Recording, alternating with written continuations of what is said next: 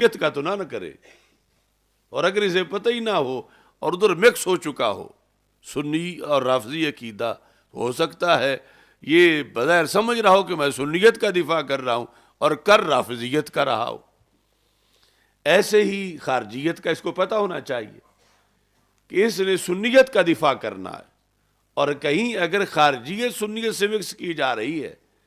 تو اسے پتہ ہونا چاہیے کہ میں نے سنیت کا دفاع کرنا ہے، میں نے خارجیت و ناسبیت کا دفاع نہیں کرنا۔ یعنی وہ تو الٹا ایک عذاب بن جائے گا کہ اگر یہ خارجیت و ناسبیت کا محافظ بنا تو یہ تو ایک جرم کر رہا ہے، اگر یہ رافضیت کا محافظ بنا تو یہ تو ایک جرم کر رہا ہے، اور اگر سنیت کا محافظ بنا تو فرض ادا کر رہا ہے۔ تو جرم اور فرض میں فرق کے لیے لازم ہے کہ اسے پتہ ہو کہ خارجیت و ناسبیت کیا ہے،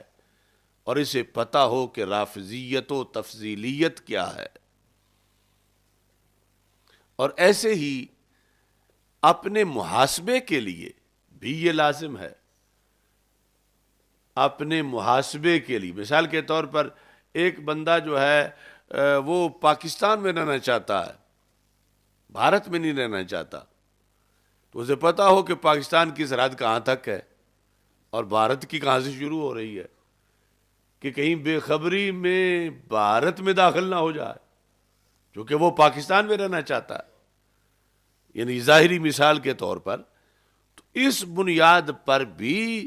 یعنی سنی رہنے کے لیے یہ ضروری ہے، اور پھر اس بنیاد پر کہ میں سنی ہی ہوں، میرے اندر کوئی رافضیت کے جراثیم تو نہیں ہے، تو محاسبے کے لیے ضروری ہے کہ اسے پتہ ہو کہ سنیت کیا ہوتی ہے، رافضیت کیا ہوتی ہے، اور اس بیس پر کہ میں سنی ہوں، میرے اندر کوئی خارجیت و ناسبیت کے جراثیم تو نہیں آ رہے، تو پھر اس کا اپنا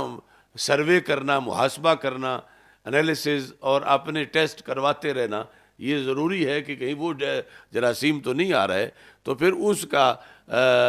علیحدہ پتہ ہونا چاہیے، یا پھر ان لوگوں سے جو اسپیشلسٹ ہیں رابطہ ہونا چاہیے لیبارٹری والوں سے کہ جو بتاتے رہیں کہ تو صحیح ہے۔ تو اس بنیاد پر یعنی ان غلط چیزوں کی بھی پہچان اپنی صحت کے لیے ضروری ہے۔ اب یہ ڈاکٹر صاحب اتفاقاً بیٹھے ہوئے ہیں یعنی وہ جو دوسرے بیماری میں کوئی فضیلت تو نہیں ہے، تو ٹیسٹ اس لیے کروائے جاتے ہیں کہ صحت رہے، اور وہ صحت تب رہے گی جب بیماری کی پہچان ہوگی کہ یہ علامات ہوں تو پھر یہ بیماری ہوتی ہے۔ تو یہ جو میں کہہ رہا ہوں کہ خارجیت و ناسبیت اور رافضیت و تفضیلیت کی پہچان ہونی چاہیے، تو یہ اس لیے نہیں کہ فضیلت بڑی ہے وہ اچھے بڑے ہیں، یہ اس لیے کہ وہ ایک بیماری ہے، اور بیماری سے بچاؤ کے لیے بیماری کی پہچان ہونی چاہیے۔ اور اگر جو ہے وہ کہا جائے کہ نہیں ہمیں صرف صحت کا فضیلت کا پتہ ہے، ہمارا کوئی تعلق نہیں اس لحاظ سے، تو وہ بے شک جو کچھ بھی ہیں وہ لگے پھریں، ہم تو صرف سنیت سے کام رکھیں گے، تو پھر ہو سکتا ہے کہ کہیں سنیت سمجھ کے کوئی رافضیت کھا جائے، اور ایسے ہی سنیت سمجھ کے کوئی خارجیت کھا جائے، اور ادھر اس زہر سے موت واقع ہو جائے اور اسے پتہ ہی نہ چلے۔ تو اس لیے یہ جاننا بھی بڑا ضروری ہے۔ اور پھر ایک یہ ہے کہ انسان میں یہ واقعی جراثیم آ جائیں، اور ایک یہ ہے کہ جراثیم نہیں آئے، مگر وہ جو جراثیموں والی کمپنی ہے کبھی کبھی اس پر بلا وجہ بھی بیماری کا الزام لگ سکتا ہے کسی طبقے کی طرف سے، یعنی اس میں تو وہ بیماری نہیں، لیکن الزام اس پر لگایا جا رہا ہے، تو اس لیے بھی ٹیسٹ کے لیے ضروری ہے کہ بیماری کو بتایا جائے کہ بیماری تو یہ ہے اور میرے اندر تو اس کی کوئی علامت نہیں ہے، تو مجھے خواہ مخواہ تم بیمار قرار دے رہے ہو، میں ہرگز بیمار نہیں۔ تو اہل سنت پر الزام تو ہر باطل کی طرف سے لگا، مگر خوارج و نواسب کی طرف سے اہل سنت پر اتنے الزامات نہیں لگے جتنے کہ روافض کی طرف سے لگے، اور روافض کی طرف سے الزامات کا لگنا پھر اتنا تاریخ میں ہوا کہ ہمارے اکثر اکابر کو اس کا سامنا کرنا پڑا، اس الزام کا اپنے اپنے عہد میں، جبکہ وہ ان میں جراثیم نہیں تھے، دور تک بھی نہیں تھے، ان کو جو دیکھتا تھا اسے صحت مل جاتی تھی، لیکن دشمنوں نے انہیں بیمار قرار دیا۔ تو اس بیس پر پھر انہوں نے اب پہلوں کو دیکھ کر، اپنے کے دیکھ کر، پھر آنے والی نسلوں کو بھی محتاط کیا کہ یہ لگ سکتا ہے الزام، تو تم نے حوصلہ رکھنا ہے، یہ لگ بھی جائے تو ان لوگوں کو نہیں چھوڑنا، یہ جو الزام کہ تجھ سے خود ریلیف لینا چاہتے ہیں، تو تم نے حوصلہ رکھنا ہے اس سلسلہ میں۔ تو اصل میں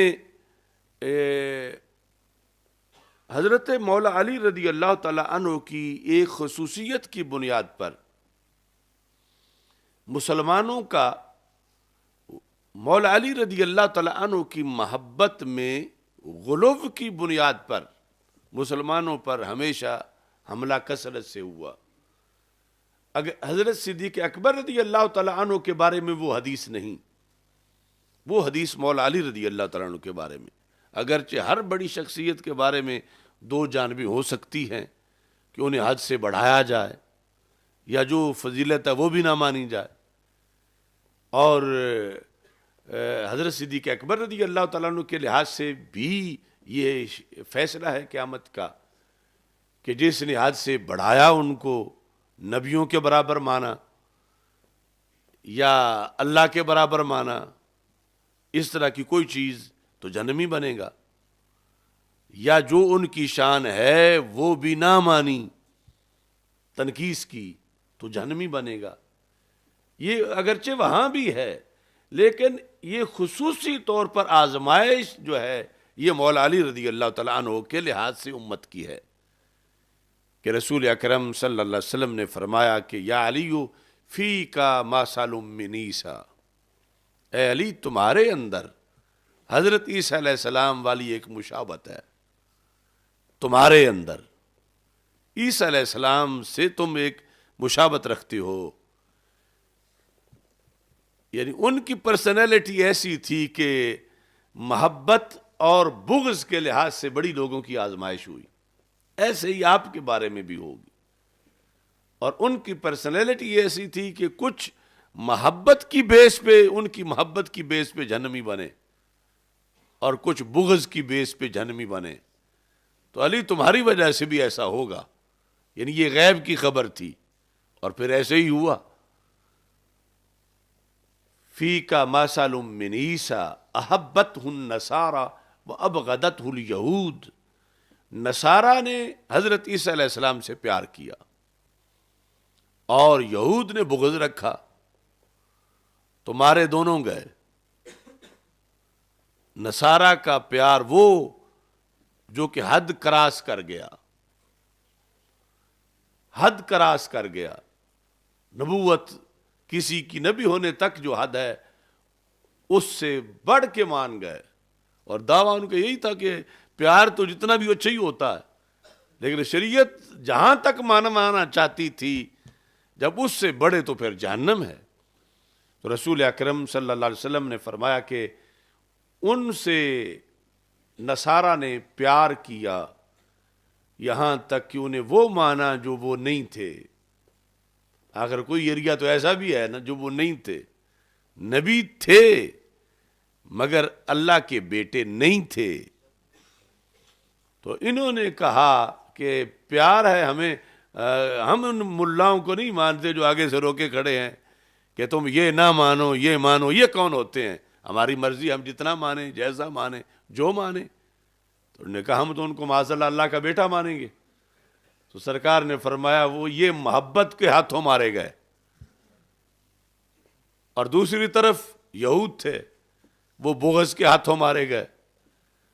انہوں نے نبی ماننے سے بھی انکار کر دیا. یعنی جتنا شریعت منوانا فرض کر رہی